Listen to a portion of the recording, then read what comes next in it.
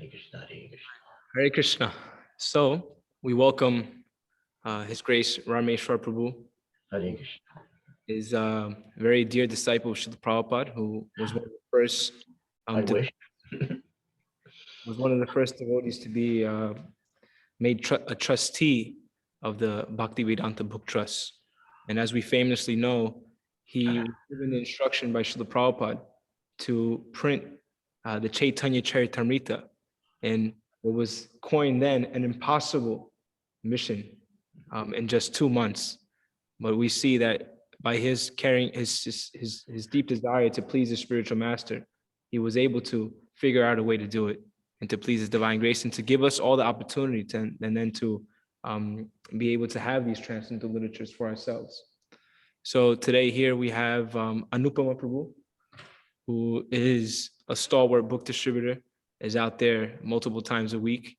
And we have Bhakti and Emily, and we have Bhakti Dan, right? Bhakti Dan, the man, joining us also. He helps with the Mantra Meditation Club in USC. And now he's here visiting and will go out on book distribution with us today. So, Lord, Right. Hare Krishna. Bhajakalpatarubhisya kripasinubhyeva patitanan pavaneva vaishnavena namaha.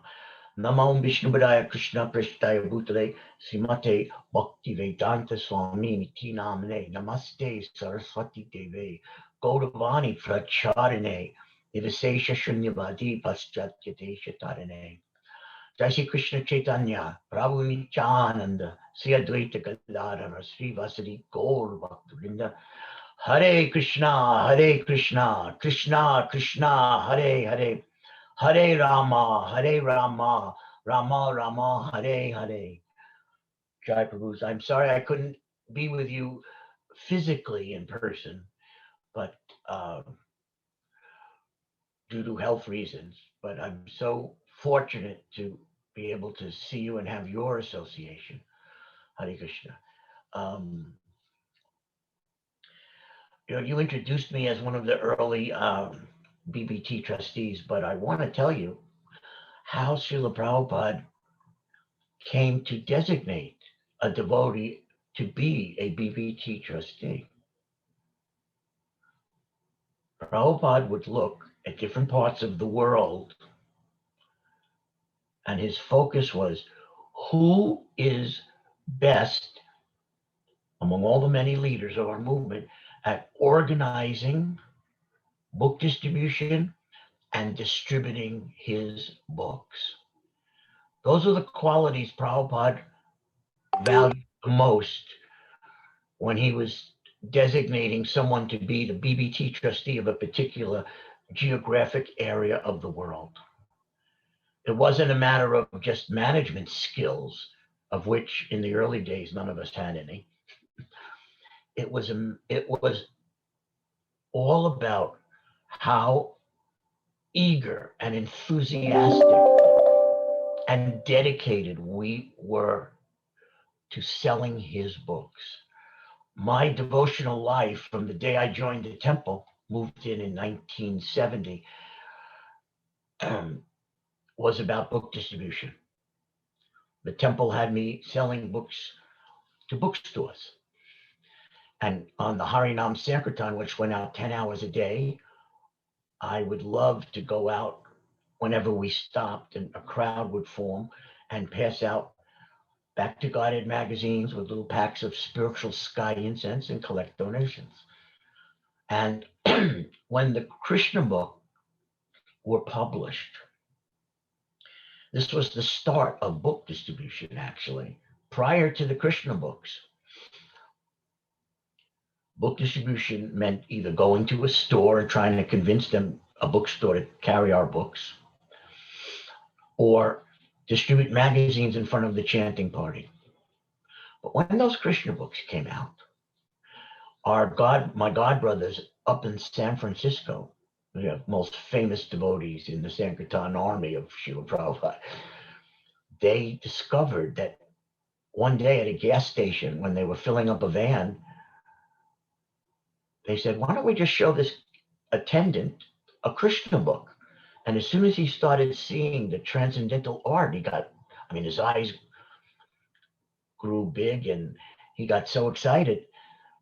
And it was Buddhimanta and Premarnava in that van that day. And they said to him, instead of us paying for the gas, why don't we give you this Krishna book, which is worth much more? And the attendant said, great idea. That's how we discovered distributing Krishna books. And following that, we realized, let's go door to door with the Krishna books. And some of the great early Sankirtan devotees would sell 3, 4, or even 5 hardbound Krishna books in one day of 8 hours, knocking on doors. And in fact, once I distinctly remember the phone call from Keshava. That was Karandar's brother. Karandar was the GBC. Keshava was his brother, and he was the temple president in San Francisco. He called us up and said, you won't believe what just happened. Buddhimanta Prabhu sold 7 hardbound Krishna books in one day. We were astonished at this. So these were the humble beginnings of book distribution.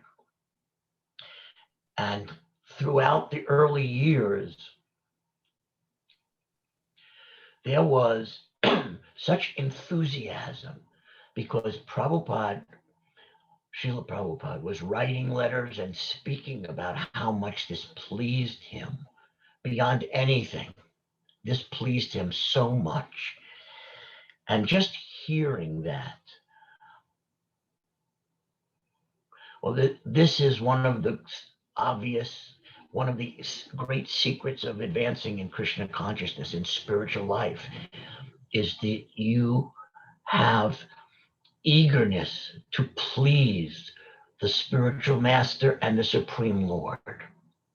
So eager that you can set aside your own personal, mental, bodily inclinations or interests or even desires.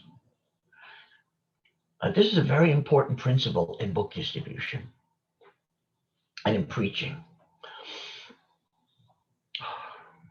If I'm in a relationship with someone, I'll give you a mundane example, and let's say it is their birthday.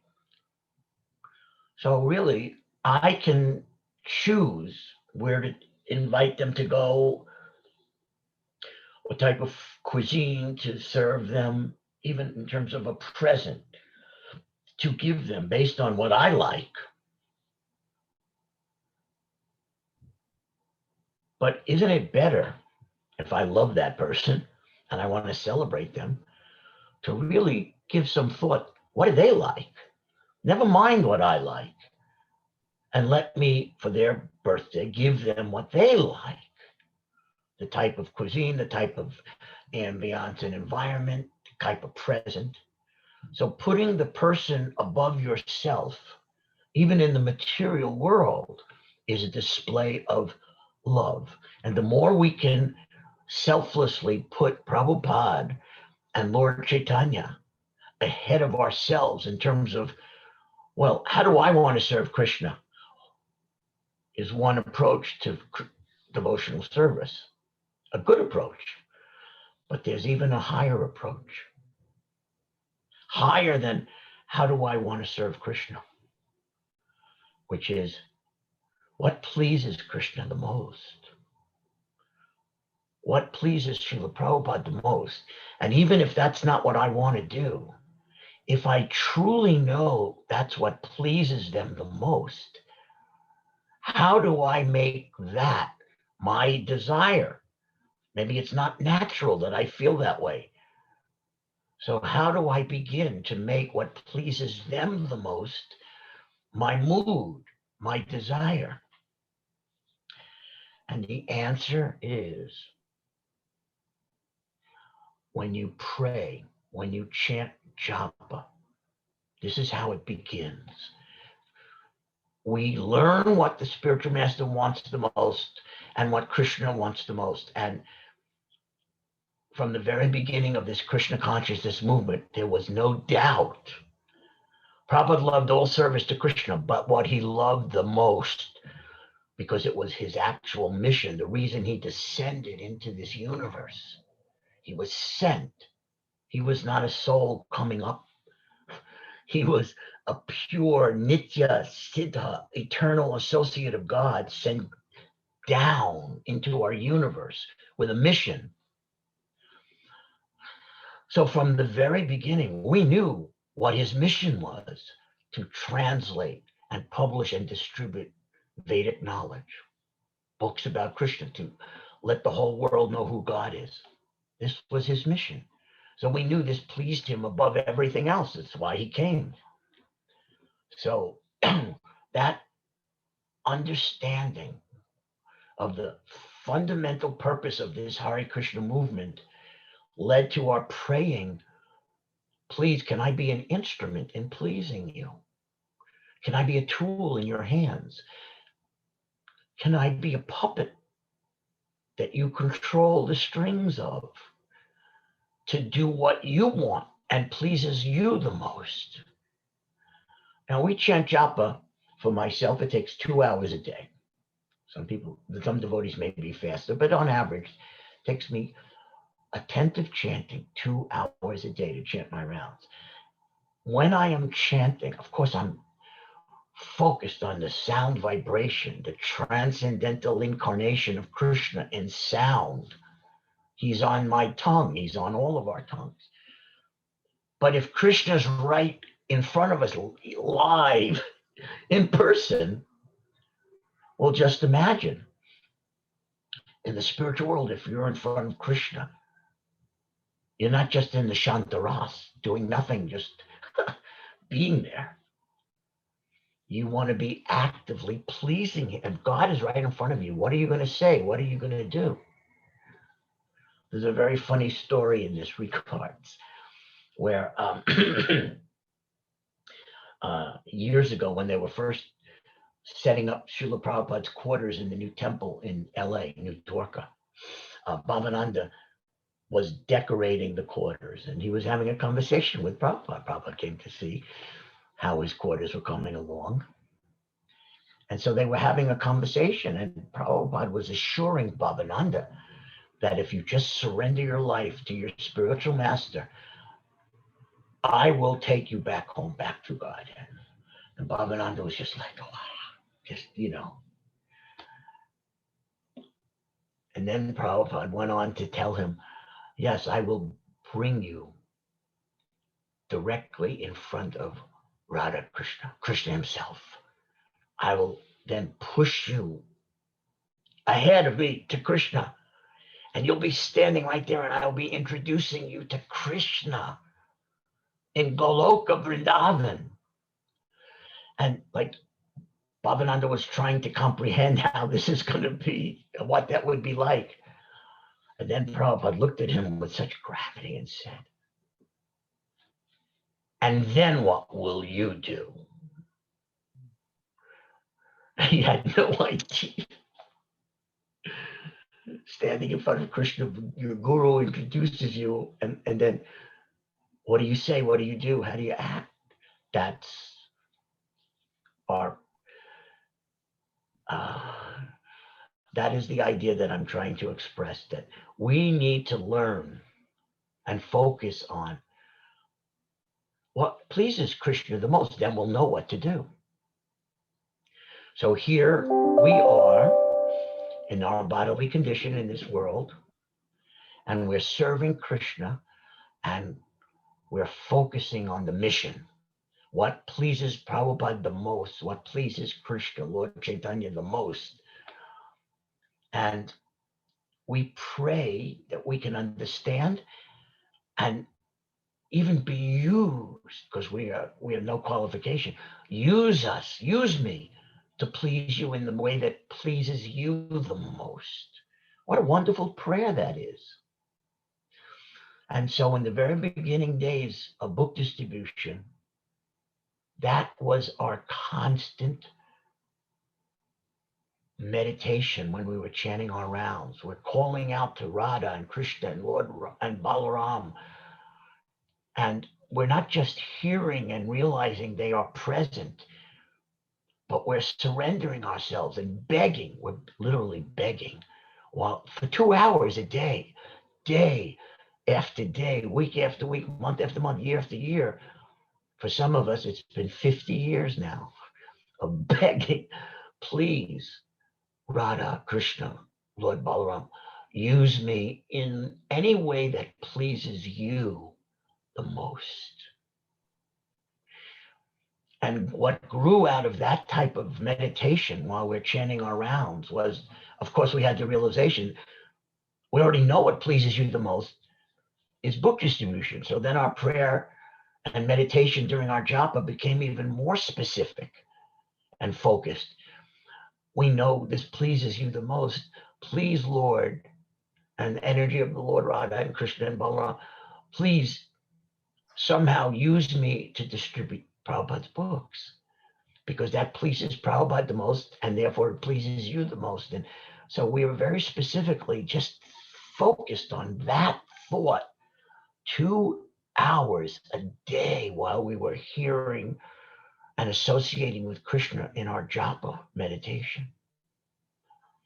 And that's how devotees became enthused and enlivened and empowered, and were able to set aside their personal thoughts and inclinations. And instead of just going through life, this is what I want to do for Krishna,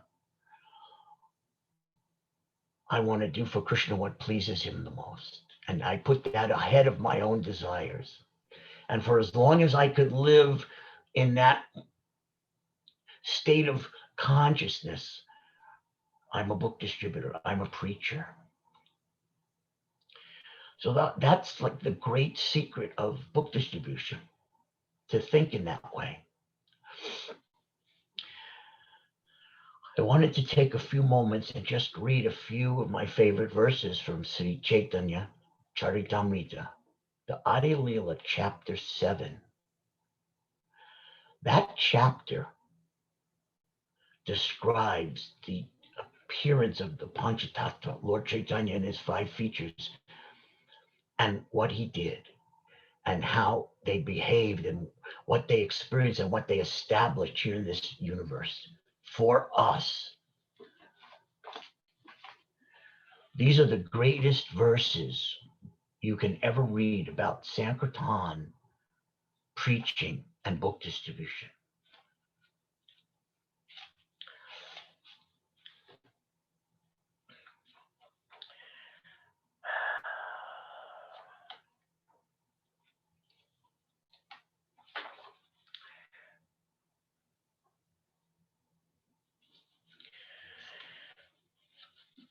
I'll save this verse about the mellow of book distribution, what type of rasa it is, for last. We'll come back to that. So in the Adi Leela chapter 7, verse 21, I'll just read the English. The characteristics of Krishna are understood to be a storehouse of transcendental love. Although that storehouse of love certainly came with Krishna when he was present, it was sealed. It wasn't available to anyone and everyone. It was sealed just for the pure devotees. But when Sri Chaitanya Mahaprabhu came with his other associates of the Panchatattva, they broke the seal and plundered the storehouse to taste transcendental love of Krishna. The more they tasted it, the more their thirst for it grew. So this is one of the first things you experience when you become a book distributor. There is an ecstasy in giving Krishna to others. And the more you experience that, the more you get a taste for it. And the more you become focused and almost like in a state of samadhi. You don't want to live without that feeling of just approaching other souls and giving Krishna to them. That's what's described in this verse. The more they tasted it, the more their thirst grows. The next verse. Sri Panchatattva themselves danced again and again, and thus made it easier to drink the nectarian love of Godhead. They danced, cried, laughed, and chanted like madmen. And in this way, they distributed love of Godhead. When you begin having a taste for transcendental book distribution, it is true that your distributing is like they're dancing. It's like dancing in the Sankirtan pastimes of the Panchatattva. And the more you distribute and go up to the conditioned souls and try to give them Krishna, that's like the more you're dancing, the more you have to control this. You don't want to behave externally like a crazy person, but you are feeling like a madman. You really are. And we have had this experience especially during marathons. Once I was on, it was the first actual Christmas marathon in ISKCON, December of 1972. It was a 3-day marathon. And in the middle of my day, I was standing in front of a department store selling books. I ran out of books. I already distributed about 250 books, and I was in so much anxiety. I was losing my mind. I called up the temple like a madman and begged Karandar, you've got to get somebody to jump in a car, fill that car with books and magazines, and drive out. And I was in front of a department store in Burbank, which is about at least 30-40 minute drive from the temple. And no one had ever called before and said in the middle of the day, get me more books. But I was like going crazy. And I finally was so insistent that I convinced Karandar to send his personal secretary to drive out. So it took I was waiting and waiting. It was like an hour and a half, almost 2 hours. And I was in so much anxiety. And I won't mention the devotee's name. He's a wonderful devotee, but he tended to walk and move in a very relaxed, mellow, relaxed pace. And I'm like in rapid speed compared to him. And I was like losing it when he finally showed up, comes out of the car slowly, waves. And like, I just, give me the keys. I opened the trunk. I pushed them aside. I grabbed the boxes. I was just like looking at him with like such, how could it have taken you this long? Do you realize how many souls I missed? And then he realized that I was not in a state where I could have a calm, like a retired conversation with him. So he drove off and I stayed until about 10 or 11 that night. And then I had already distributed like 450 books that one day. And I was like, this is so amazing. I got to get back to the Sankirtan. I was a Sankirtan leader. I have to get back to the Sankirtan office. I doubt there'll be any devotees up. I have to just at least let them know what just happened. So finally, the store was open till midnight, but I did not stay until midnight. I left an hour early. I got back to the temple. And I was so sad when I got there. There was a big chalkboard and there's nobody in the room. There was one devotee in the room. I said, where is there? I guess everyone went to bed. And they said, no, you're the first one back. I felt like such an idiot. Everyone else had the intelligence and bond to Krishna and Prabhupada that as long as that store was open and souls were streaming in and out, they were staying. And I left an hour before. I'll never forget that. I never made that mistake again. But anyway, by around 12:31 in the morning, everyone was back. And we were so giddy. We didn't care about sleep or eating or anything. We were just like, each one of us had distributed hundreds and many hundreds of books and magazines. We'd never done that before. When we had the totals for 3 days of this one Sankirtan party from New Dwarka, we had distributed almost 18,000 books and magazines in 3 days. So we were intoxicated. The taste, the ecstasy was so great. We actually felt that Krishna was making us feel this ecstasy just to encourage us to keep distributing books.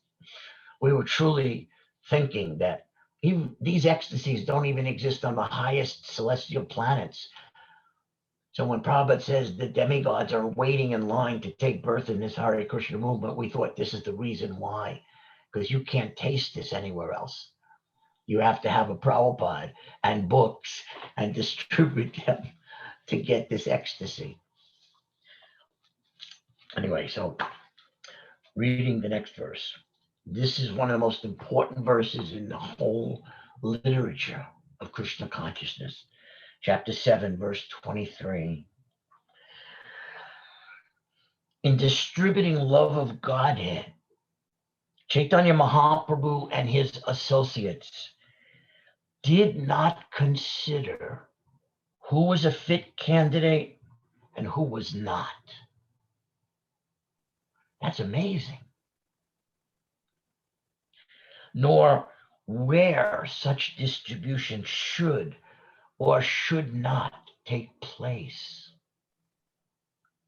They made no conditions. Wherever they got the opportunity, the members of the Panchatattva distributed love of Godhead. This is the highest mood of devotional service. There's no higher mood than what I just read. I assure you, of all the moods of bhakti and of service, what I just read is the highest of all the moods. How do I know that? I'm just going to go back to the verse 11. It's over my head, but I'll read it anyway.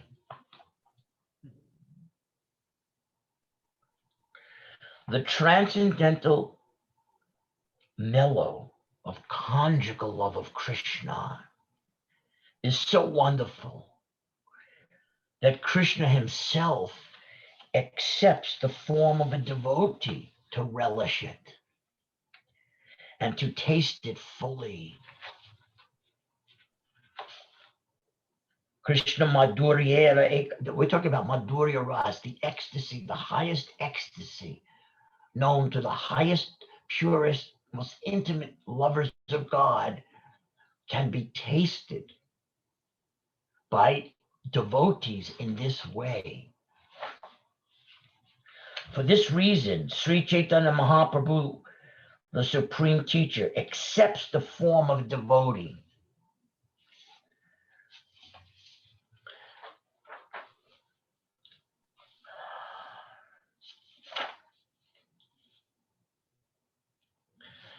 The internal devotees or potencies are all eternal associates in the pastimes of the Lord. Only with them does the Lord advent to propound the Sankirtan movement. Only with them does the Lord taste the mellow of conjugal love. And only with them does he distribute this love of God to people in general. That last part means you don't have to be an internal potency of the Lord, because he's coming to taste this with his eternal pure devotees and associates and potencies, and distributing this to people in general. That's the fallen souls, people in general. He's plundering the storehouse of Madhurya Ras, Bhakti, ecstasy, and giving it out. And anyone who joins in this Sankirtan Leela, Sankirtan pastime, has the opportunity to taste and experience this. So reading this chapter is just so deep, so amazing. So I wanted to share with you in the remaining minutes of this class some of the realizations that we know you can have when you're out on Sankirtan and book distribution. If you follow that principle that I just read to you of not considering who is a fit candidate and who is not, or what is a suitable time or place to approach them and what is not, but taking whenever there's an opportunity to give Krishna to a fallen soul, just take that opportunity. To be in that mood is the highest mood of Sankirtan. And that means it's the highest mood of bhakti in this universe. The Lord Chaitanya plundered the whole Madhurya Ras storehouse of love of God. And just to enable us to taste this, we have to be in that mood. So imagine yourself out on Sankirtan, and whoever you see, it doesn't matter if they're old or young. It doesn't matter if they're thin, average, or plump. It doesn't matter if their gender is male or female. It doesn't matter if their nationality is from America or Europe or Latin America or any of the Asian countries. None of that matters. And we look past it in terms of the spring, the desire that springs us to go up to them and expertly get them to appreciate Krishna. So what happens when we're in that mood? Well, since we have not judged them by their bodily condition, healthy, infirm, we have not judged them, old, young, male, female. We are setting all of those designations aside, which means, well, what's the first verse of the Shikshastakam? That this Sankirtan movement is the life of transcendental knowledge. That line in the very first verse of the Shikshastakam that Lord Chaitanya wrote is very telling. You're going to have amazing realizations. Transcendental knowledge is going to be flooding into our consciousness by engaging in Sankirtan. So, what are some of those realizations that we know you can have and will have? Well, you start to see everyone as a spirit soul. That is an amazing realization. It's not just philosophy or an intellectual concept. It's not just faith that we believe that they're spirit souls. This is the life of transcendental knowledge. By going on Sankirtan and presenting Krishna to these fallen souls, you start getting transcendental knowledge awakening in you. It's no longer abstract or academic. You see the soul. You begin to see that they're souls, not their bodies. What an amazing realization that is. And along with that, you begin this greatest transcendental knowledge. You begin to see the Lord in their heart with that conditioned sleeping soul. You begin to actually see that knowledge awakens, that vision awakens in Sankirtan devotees. That's why Lord Chaitanya praises Sankirtan Yajna as the life of transcendental knowledge, way beyond any academic concepts. Now, this is the last point I wanted to make.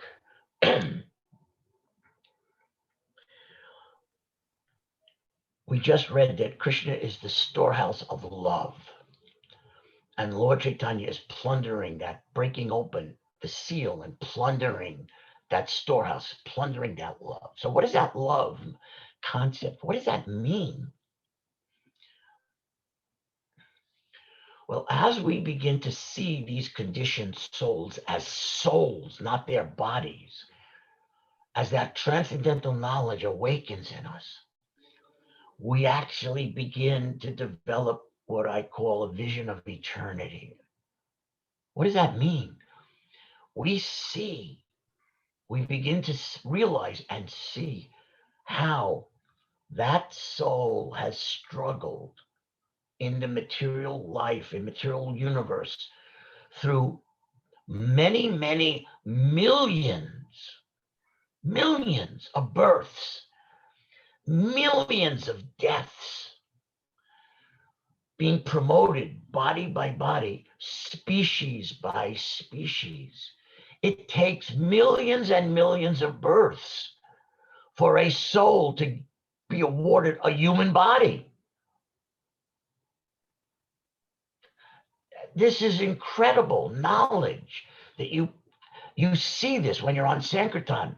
When you're looking at the soul, you realize what that soul has gone through just to get this human form of life.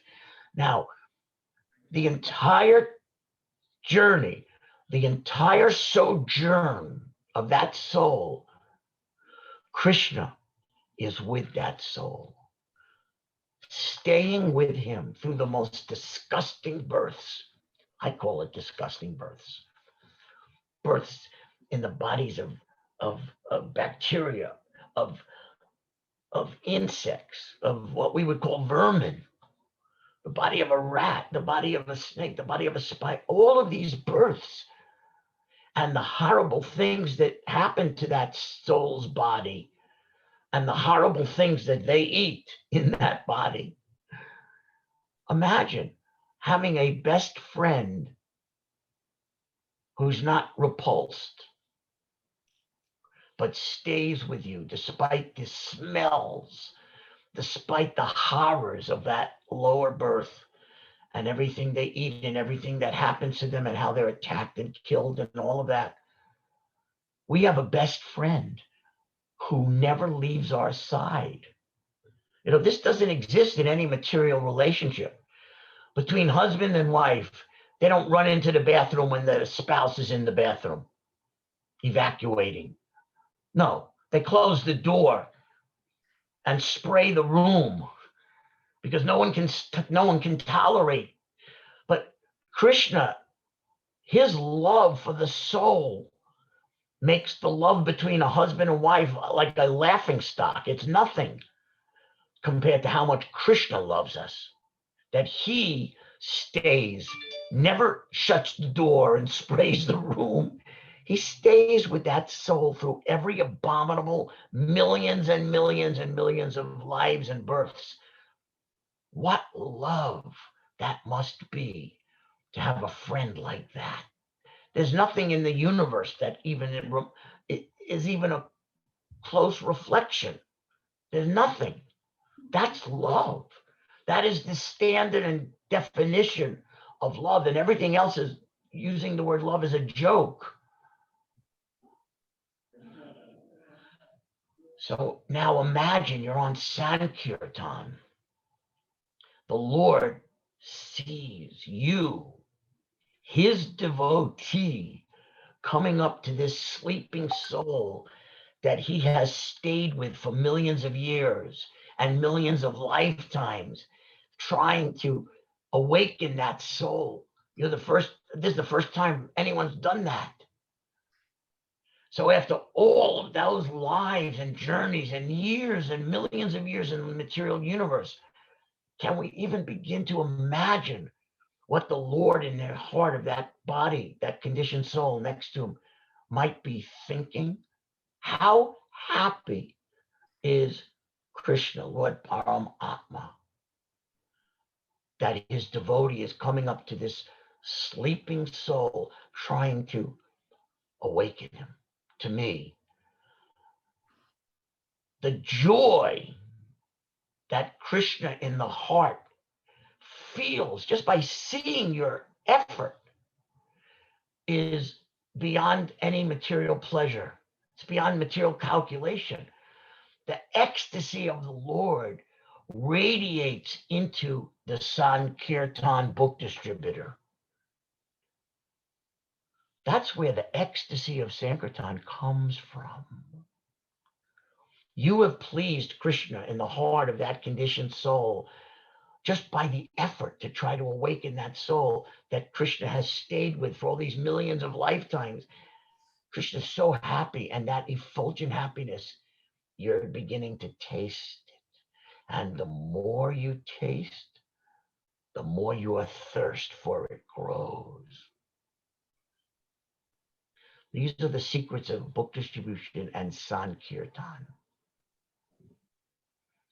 So we're so happy that you have these weekly or monthly Sankirtan festivals, and we pray that you approach this in this mood of wanting to be Prabhupada's instrument to please Prabhupada and Krishna in the way that pleases them the most. Set aside all considerations, all conditions, and just go up to every soul you see, taking every opportunity. Krishna will empower you with the intelligence and the charm. And that sincerity is so effulgent. That's what causes the conditioned souls to stop and actually take the book. That sincerity doesn't exist anywhere else in the world. Prabhupada once said, perhaps we're the only sincere people in the whole world. We're trying to save them like that. And in the very first letter I got from Srila Prabhupada, following that amazing Sankirtan Christmas marathon of 1972, as he was describing how amazing this is and how sincere the devotees must be to ignore all conditions and inconvenience and just keep approaching souls. He wrote to me, which was for everyone, by that effort alone, by the effort alone, you are all assured to go back home, back to Godhead. Those were his words in the very first letter he wrote to me about Sankirtan. You're assured by that pure effort.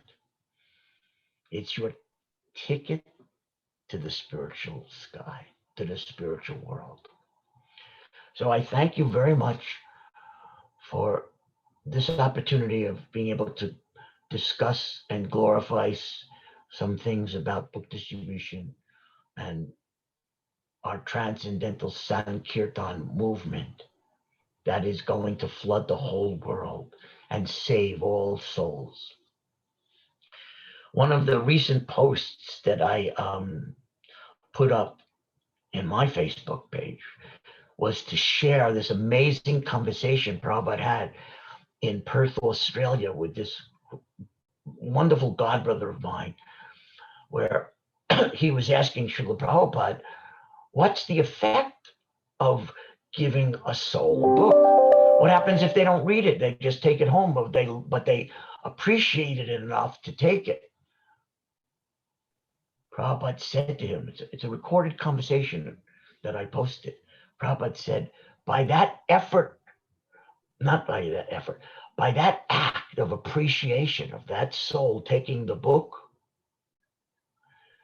it is guaranteed whatever their karma is that would have sent them back into the lowest species and waited millions of years to get another human birth.